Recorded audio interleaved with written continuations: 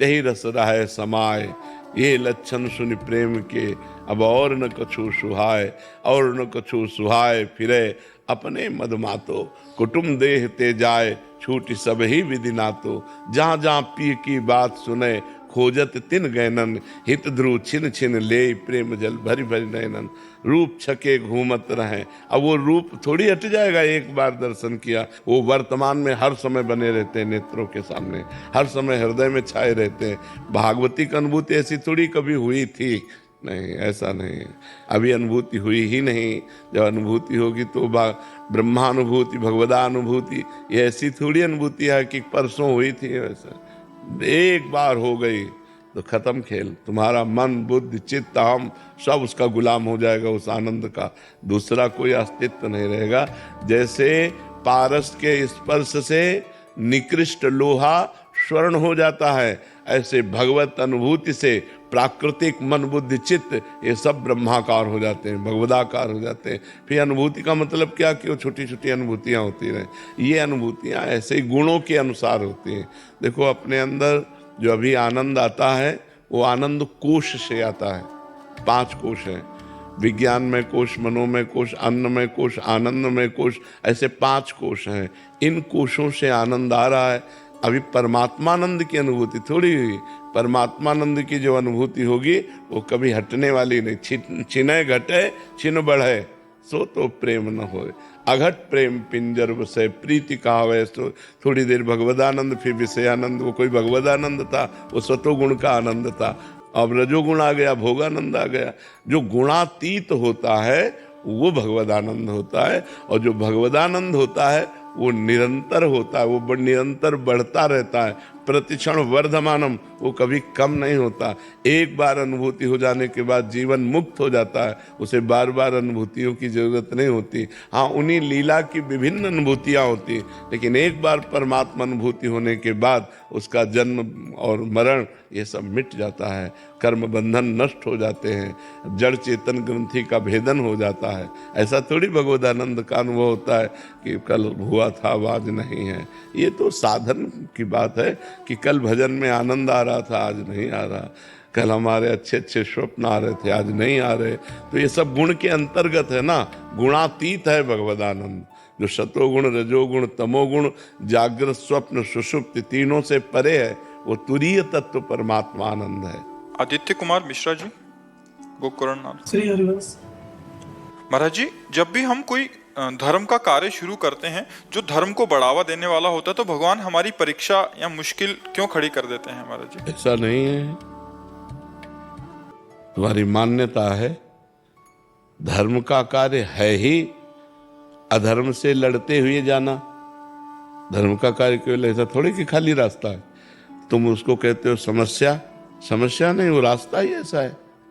धर्म के रास्ते पे जब चला जाता है तो अधर्म के रोड़े पड़े होते हैं, उनको हटाते हुए जाना पड़ेगा, वही मुश्किल है। तो इसीलिए लोग अधर्म का मार्ग सहज में चल रहे।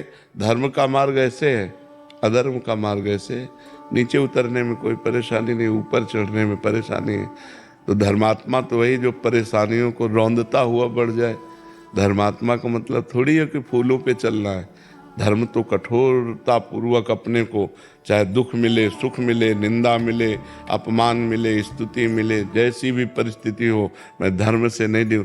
देखो, धर्म का पालन करने के लिए महाराज युधिष्ठिर को 12 वर्ष का वनवास, 1 वर्ष का अज्ञातवास, कितना कष्ट सहना पड़ा। क्योंकि धर्म का मार्ग है ही अधर्म से लड़ते हुए जाना।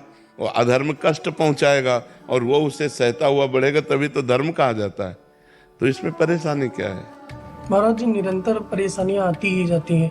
नहीं तो निरंतर संसार परेशानी में है। दुखालयम अशाश्वतम। मान लो शरीर है, ये 2 कर्मों से बना है, पाप और पुण्य। तो पाप का जब फल आएगा तो दुख आएगा, और जब पुण्य का फल आएगा तो सुख आएगा। ऐसा कोई कह ही नहीं सकता कि निरंतर मुझे दुख रहता है, ऐसा कोई नहीं रहता है। समस्याएं जैसे जो, तो समस्याओं से लड़ना ही तो धर्म है, और किसे धर्म कहते हैं? लड़ तो रहे हैं। तो फिर परेशान मत हो, ये कमजोरी है आपकी। आपके अंदर उत्साह आना चाहिए। नहीं, हार तो नहीं मानता। ना हार मानना है और ना निराश होना है। निराश भी नहीं होना, उसके विषय में संशय भी नहीं करना। देखो, अगर धर्म का मार्ग सहज होता तो सब लोग चल देते ना। जो भगवान का मार्ग है, जो धर्म का मार्ग है, वो सहज नहीं है। अधर्म का त्याग करने पर ही हम धर्म से चल सकते हैं, और सहज में हमारी प्रवृत्तियां अधर्म में लगी रही हैं। इसलिए जब जब हम धर्म की तरफ कदम उठाते हैं तो एक कठिनाई, एक परेशानी, एक समस्या, किसी का सपोर्ट ना मिलना, जिसको सपोर्ट दो वो भी आपका विरोध करे, ऐसा मार्ग है ये। इसीलिए लोग हार जाते हैं कि यार कम से कम हम आपका हित कर रहे हैं, आपका मंगल कर रहे हैं, तो आप हमारा बुरा तो ना करो, थैंक यू ना बोलो तो बुरा भी तो ना करो। लेकिन ऐसा नहीं, वो बुरा करेगा और फिर आपको धर्म में चलना, तभी तो धर्मात्मा हो। तभी तो कहा जाता है वाह कि आपने उसको उठाया और वो उठकर आपको गिराने की चेष्टा कर रहा है, फिर भी आप उसका बुरा नहीं कर रहे और संभल कर चल रहे, तभी आप धर्मात्मा कहे जाएंगे। इसलिए धैर्य पूर्वक चलो, और ये धैर्य है भगवान नाम। जितना नाम जप करोगे उतने आप धर्मात्मा पुरुष बनोगे। महात्मा धर्मात्मा वही होता है जो भगवान से जुड़ा रहता है। जो भगवान से नहीं जुड़ेगा वो धर्म में नहीं चल पाएगा, वो भगवत मार्ग में नहीं चल पाएगा, क्योंकि इसमें बहुत बड़ी हिम्मत चाहिए ना, बहुत सहनशीलता चाहिए। ये कोई हंसी खेल का मार्ग तो है नहीं। पक्का समझो, धर्म का मार्ग ऐसा है कि एक आदमी गिर रहा है, आप उठा रहे हो, और वो उठ के खड़ा होकर आपको ही पीटेगा, और आपको चुपचाप सह करके उसको पीटना नहीं है, क्योंकि पक्का विश्वास रखना मेरी गलती नहीं है, मैंने इस गिरे हुए को उठाया है, अभी अपने स्वभाववश मुझे पीट रहा है, इसलिए इसको भी नहीं पीटना है और मुझे निकल जाना है। ये बहुत बड़ी बात है, ये बहुत बड़ी बात। तभी तो उसकी जय बोली जाती है, ऐसे थोड़ी जय बोली, धर्मात्माओं की जय बोली जाती है। समझ पा रहे ना आप जी? ऋचा सक्सेना जी, लखनऊ। जय सीताराम गुरुदेव। जय सीताराम महाराज जी, आपके चरणों में कोटि कोटि प्रणाम। गुरुदेव, आपके कथनानुसार मैं कार्य को करते नाम जप करती रहती हूँ, परंतु घरेलू कार्य एवं ऑफिस के कार्यों में अत्यधिक व्यस्तता होने के कारण मैं गुरु प्रदत्त मंत्र का माला के द्वारा नाम नहीं जप। तो महाराज जी, मैं क्या स्वच्छ अवस्था में मंदिर की सेवा या रसोई बनाते समय गुरु प्रदत्त मंत्र जप किया? जरूर जरूर जरूर कर लेना चाहिए। गुरु मंत्र चलते फिरते उठते बैठते भी पवित्र अवस्था में किया जा सकता है। केवल अपवित्र दशा में, जैसे शौचालय के अपवित्र वस्त्र हैं, अपवित्र दशा में गुरु मंत्र उच्चारण नहीं करना चाहिए। उस समय नाम जप करना चाहिए। शेष समय सब समय गुरु मंत्र जप सकते हैं जब आप पवित्र हैं। तनिष जी अम्बाला से। श्री हरिवंश महाराज जी, 2 महीने से साधन भजन बहुत विघ्न हो रहा है महाराज जी। ब्रह्म मुहूर्त में जो ध्यान करते थे उसमें भी अब नींद आती है, नाम जब कम सा हो गया है। आपने जो तरीका बताया था कि एकांत में सभी संतों का ध्यान करके क्षमा भी मांग ली, किंतु फिर भी वही स्थिति है। वैसे महाराज जी, कोई अपराध तो नहीं बना पड़ी? कोई हो सकता है कोई अपराध ना बना हो, लेकिन अब जैसे जैसे जवानी का स्वरूप आएगा वैसे वैसे काम क्रोध लोभ मोह मद मत्सर प्रमाद नींद ये सब पर इसमें लड़ा जाता है। अब जैसे हम ब्रह्म मुहूर्त में भगवान का चिंतन कर रहे हैं, हमें नींद आ रही, हम खड़े होकर चिंतन कर रहे हैं। अब तुम तो मतलब गृहस्थ आश्रम में जाना है, इसलिए तुम नहीं लगा के पद्मासन सिद्धासन बैठो, नींद आ जाए तो बताओ, पसीना पसीना हो जाओगे। नींद की तो बात ही क्या है। कभी पद्मासन लगाया है? 48 मिनट के बाद की अनुभूति बताओ। 2 घड़ी कहते हैं 48 मिनट, कभी 48 मिनट पद्मासन लगा के देखो, घड़ी से सामने घड़ी रख लो, और 48 मिनट के बाद फिर हमें बताओ पद्मासन में कभी नींद आता है? कभी कोई बताओ। पद्मासन लगा के बैठ जाओ, नींद आ जाए तो हमें बता देना। तो नींद आए तो मान लो आप लोग नहीं पद्मासन लगाओ तो खड़े हो जाओ, टहलने लगो माला लेकर। नींद को नींद का टाइम दो। हम कहते हैं 6 घंटे टाइम दो नींद को, 24 घंटे में एक हिस्सा नींद को दे दो। 6 को 24, एक हिस्सा नींद, 6 घंटे नींद के लिए पर्याप्त है। इसके आगे तो प्रमाद स्थिति में समय नष्ट करना है। और 6 घंटे में जो नींद आई, इसके बाद हम नींद को समय नहीं देंगे। ठंडा पानी से मुंह धोएंगे, हम टहल लेंगे, हम खड़े हो जाएंगे, लेकिन भजन के समय नींद को समय नहीं देंगे। और भजन किया जाता है, होता सिद्धों का है। अब जैसे भजन नहीं होता, ऐसा कैसे है? मान लो भजन नहीं होता, अब बोलो राम राम, तो हो रहा है कि नहीं हो रहा? अब हम कहते हैं हमारा भजन अंतर से हो, वो सिद्ध पुरुषों का होता है। अभी हमको जबान से करना है। नाम जी है जप जागे जोगी, समझ रहे हो ना? नाम जी है जप जागे जोगी। राम नाम मणिदीप धरि जीह देहरी द्वार, तुलसी भीतर बाहरो जो चाह सूझियार। जबान से जपो, खूब भजन होने लगेगा। ठीक है, भोजन शुद्ध करो, पिज्जा बर्गर से बचो। ये जो बाजारू भोजन है, ये बाजारू भोजन स्वास्थ्य के लिए हानिकारक है और बुद्धि को पतित करने वाला है, नहीं खाना चाहिए। क्योंकि जैसे बढ़िया गरम गरम कचौड़ी निकल रही चटनी के साथ अच्छी लगेगी, पर उसका तेल कब का है, कैसा है, कौन सा तेल है, कौन सा घी है, कैसा।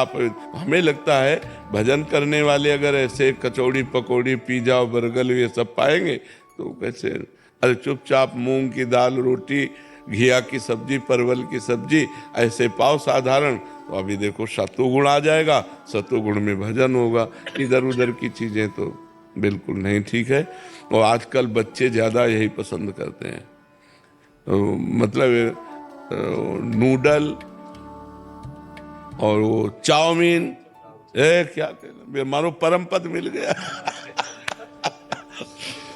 तो ये चीजें, अच्छा हम देहात में पैदा हुए तो जिंदगी में इनके नाम ही नहीं सुना था। रोटी दाल सब्जी, मीठा में जैसे पेड़ा है, गुलाब जामुन है। अपने लोग तो, अरे देसी घी महकता हुआ गाय का छुपरो रोटी में और बढ़िया सब्जी से पाओ, ये ईजा पीजा है, सब बेकार की चीज है। तो खान पान भी सुधारो, तभी भजन में रुचि होगी। ठीक है। धर्मपाल जी दिल्ली से। राधे राधे महाराज। राधे राधे महाराज जी। महाराज जी, प्रेम किससे होता है? प्रेम क्या है? मुझे कैसे पता चलेगा मुझ में प्रेम बढ़ रहा है? शायद दिल को कोई मसला करे, इसको ही इश्क कहते हो। अपने प्यारे की याद में एक दिल की जो मैं ऐसा जानती, प्रीत किए दुख होए, नगर ढिंढोरा पीटती, अजी प्रीति न करियो कोई। भगवान के लिए ही प्रीति शब्द सार्थक है। संसार में तो सब लोग किए हुए हैं, हाथ कुछ नहीं लगता। प्रीति की सार्थकता, प्रेम शब्द की सार्थकता भगवान पर है। जब भगवान की याद करके रोना आने लगे, इतने दिन हो गए आप मिले नहीं, और मैं निर्बल हूं, कैसे प्राप्त करूं आपको? आप अव्यक्त हैं, आप सब जगह हैं, पर मेरी क्षमता नहीं कि मैं आपको देख सकूं। हे नाथ कृपा करो। और प्रतिपल भगवान के प्रति आर्त भाव, रुदन, भगवत चिंतन, भगवत लीला कथाओं के श्रवण में अत्यंत आसक्ति, यही प्रेम के लक्षण है। भगवान का चिंतन करना ही प्रेम प्राप्ति का उपाय है। भगवत प्रेमी महात्माओं का संग करना ही भगवत प्रेम प्राप्ति का उपाय है। समझ पा रहे हैं आप? महाराज जी, मैं परचून की दुकान करता हूँ। जो भी कस्टमर आता है मैं उनको बोलता हूँ राधे राधे बोलो, वो राधे राधे बोलते हैं, फिर उनको मैं सामान देता हूँ। कुछ गलत तो नहीं करता? अरे बहुत बढ़िया काम करते हो भैया। दूसरों से भी भगवान नाम उच्चारण करवाते हो, उनका भी मंगल और आपका भी मंगल। बहुत सुंदर है, बहुत सुंदर। विवेक जी। राधे राधे स्वामी जी। स्वामी जी, कहा जाता है कि आत्मा और अकाल मृत्यु वाले लोग को मुक्ति नहीं मिलती और आत्मा भटकती रहती है। महाराज जी, मेरा प्रश्न है कि अगर ऐसा है तो परिवार के लोग उस आत्मा की शांति और मुक्ति मिले उसको, उसके लिए हमें क्या करना चाहिए? श्रीमद् भागवत का सप्ताहपारायण, भगवान नाम कीर्तन, साधु समाज को भोज भंडारा और ये सारे पुण्य उस जीवात्मा को दे दिए जाएं तो जीवन मुक्तता की तरफ आगे बढ़ेगा। नहीं तो आत्महनन, आत्महत्या करने वाले को और जो महत पाप करने वाले जन हैं, इनकी अधोगति होती है, प्रेत योनि आदि को ये प्राप्त होते हैं।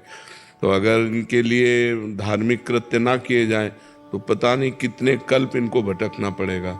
इसलिए परिवार वालों को चाहिए कि धर्म ग्रंथों का पाठ रखवावें, धर्म ग्रंथों का गायन करवावें, साधु समाज की सेवा करें, भगवान नाम जप करके उस जीवात्मा को दे, तो उसके फल के रूप में वो फिर अपने पाप से मुक्त होकर के आगामी योनियों को प्राप्त हो जाएगा।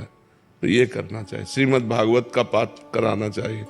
श्रीमद् भागवत में महात्मा में आता है कि एक धुंधकारी नाम का आदमी जो था वो बड़ा पापी था, कई वैश्याओं से संसर्ग करता था, हिंसा करता था, चोरी करता था। तो एक दिन वो कहीं राज खजाने से चोरी करके लाया, तो वैश्याओं ने सोचा कि अगर हम इसको मारती नहीं है तो एक दिन राज कर्मचारी सब धन पकड़ के ले जाएंगे, हमको भी पकड़ के ले जाएंगे और ये मारा जाएगा, तो मारा जाना निश्चित है। तो उन 5 वेश्याओं ने उसे बांध दिया सोते हुए और उसके मुख में आग के अंगारे रखे, फिर भी नहीं मरा तो गला घोट करके किसी तरह उसको मारा। तो वो अधोगति को प्राप्त होकर प्रेत योनि को प्राप्त हुआ, भयंकर प्रेत। तो उनके एक भाई थे गोकर्ण जी, बड़ी कथा है। तो गोकर्ण जी तीर्थ यात्रा करके आए हुए थे, घर में शयन कर रहे थे तो कभी भेड़ा बन जाता, कभी सिंह बन जाता, कभी इंद्र बन जाता। तो उनका ये विपरीत दशा को प्राप्त हुआ। कोई देव तो है नहीं, ये प्रेत है। तब पूछा तुम कौन हो? तो उसकी बोलने की सामर्थ्य नहीं थी। तो उन्होंने गायत्री मंत्र जप करके जब उस पर जल छिड़का तो उसके पाप थोड़े नष्ट हुए। तो वो बोला मैं तुम्हारा भाई धुंधकारी हूँ, पाप करने के कारण मैं प्रेत योनि को प्राप्त हो गया हूँ। उनका तुम्हारे लिए तो मैंने पिंडदान किया है। बोले उससे मेरा कल्याण होने वाला नहीं। तब गोकर्ण जी ने भगवान सूर्य से पूछा तो भगवान सूर्य ने श्रीमद् भागवत महापुराण बताया। तो 7 दिन में श्रीमद् भागवत के श्रवण मात्र से धुंधकारी प्रेत योनि से मुक्त होकर भगवान के पार्षद स्वरूप को प्राप्त हुआ और सबके बीच में विमान आया और बैठकर भगवान के धाम को गया। तो जो अधोगति को प्राप्त जीव हैं उनके कल्याण के लिए श्रीमद् भागवत, भगवान नाम कीर्तन, साधु सेवा, नाम जप ये करके उसको प्रदान किया जाए तो उसका कल्याण निश्चित हो जाएगा, निश्चित। मीत राव जी, श्री राधा वल्लभ श्री हरिवंश महाराज जी, आपके चरणों में कोटि कोटि प्रणाम। महाराज जी, सत्संग में एक बार सुना था कि जो दीन है वही अनन्य है, जो अनन्य है वही दीन है। महाराज जी, दीन का तात्पर्य होता है अहंकार रहित पुरुष। दीन कोई गरीबी को नहीं कहते। जो ये दैन्य शब्द है अहंकार रहित। भक्तों में बड़ी दीनता देखी जाती है, विनम्रता देखी जाती है, बड़ी शालीनता देखी जाती है, गंभीरता देखी जाती है। वो अहंकार रहित होते हैं। ये अहंकार ही सृष्टि का मूल है जो हमें अज्ञान में फंसाकर, देह भाव में फंसाकर नाना प्रकार के कर्म करवाता है। संस्कृति मूल शूल प्रदनाना सकल शोकदायक अभिमाना। ये समस्त दुखों को देने वाला अभिमान। जैसे मैं पुरुष हूँ, मैं धनवान हूँ, मैं विद्वान हूँ, मैं कुलवान हूँ, बहुत प्रकार का अभिमान होता है। ये अभिमान ही दुख देने वाला है। अगर ये अभिमान भगवान की कृपा से नष्ट हो जाए तो उस स्थिति का नाम दैन्य है। यही दरबार दीन को आदर रीति सदा चली आई। दीनता, कोई अभिमान नहीं, अपने को सबसे छोटा समझना। तो ये दीनता भगवान के भजन से, शास्त्र स्वाध्याय से जब ज्ञान प्रकट होता है तब आती है कि सब में वही राम रमा हुआ है, किससे अभिमान करें। यहाँ भी वही है, सब में वही रमा हुआ है, इसलिए वो दैन्य हो जाता है, अहंकार नष्ट हो जाता है। जब हम दूसरे को देखते हैं तब अहंकार आता है, जब अपने इष्ट को देखते हैं तो अहंकार नष्ट हो जाता है। तो इष्टाकार वृत्ति, भगवदाकार वृत्ति, ये ब्रह्माकार वृत्ति, ये भजन से आती। जितना नाम जप करोगे उतना ही आपके अंदर शुद्ध ज्ञान होगा, और जितना शुद्ध ज्ञान होगा तब उतना अहंकार नष्ट होता चला जाएगा। अहंकार नष्ट हुआ पूरा कि आप जीवन मुक्त हो गए। और उसी अहंकार की नष्ट स्थिति का नाम दैन्यता है। दैन्यम, दीनता। जो भक्ति में वह दीनता, सबके प्रति प्रिय भाव, मधुर भाव, अपने को सबसे तृणादपि सुनीचेन तरोर्यु सहिष्णुना अमानिना मान देन कीर्तनिया सदाहरि। अपने को सबसे तृण से भी नीच समझना और वृक्ष के समान सहनशील होना, दूसरों को मान देना, दूसरों से मान न चाहना, ये भजन करने वालों के अंदर दीनता होती है। तृणादपि सुनीचेन तरोर्यु सहिष्णुना। सबहि मान प्रद आप अमानी। सबको मान देते हैं, लेकिन अगर उनको कोई प्रणाम या मान देने लगे तो मैं योग्य नहीं हूं, ऐसा उनके नहीं। सबहि मान प्रद आप अमानी। ऐसे प्राणी जगत को पावन करने वाले होते हैं, जिनके अंदर ये दीनता आ जाती है कि मैं तो किसी योग्य नहीं, अधम जीव हूँ, सब में मेरा प्रभु विराजमान है। और सबसे झुक के रहना, ये दीन भाव भक्तों में देखा गया है। बहुत प्रिय भाव, बहुत मधुर भाव, सबको सम्मान देना, आप अमानी रहना, अहंकार रहित, ये भागवतिक गुण है। दीनता भगवान को बहुत प्रिय। ये दरबार दीन को आदर रीति सदा चली आई। जे दीन प्यारे वेद पुकारे द्रवहु सुश्री भगवाना। दीन जिसको प्यारे हैं, तो दीन बनना नाटक करना नहीं। जैसे ये नाटक हो सकता है जब सामने से कोई कहे, अपने को लगे कि हाँ मैं ऐसा ही प्रभु, आप जैसा करें। और अपने को गुस्सा ना आए तो समझो कि हमारे अंदर दैन्यता जागृत हो। क्योंकि अहंकार रहित पुरुष को फिर क्रोध नहीं आता। क्रोध तब आता है जब अहंकार होता है, अपने में बल का आवेश होता है तब आता है। या फिर भगवान प्रेरित करें दुष्टों के विनाश के लिए तो फिर आता है। तो पर वो दैन्य भक्त सदैव अपने स्वभाव में दैन्य ही रहता है।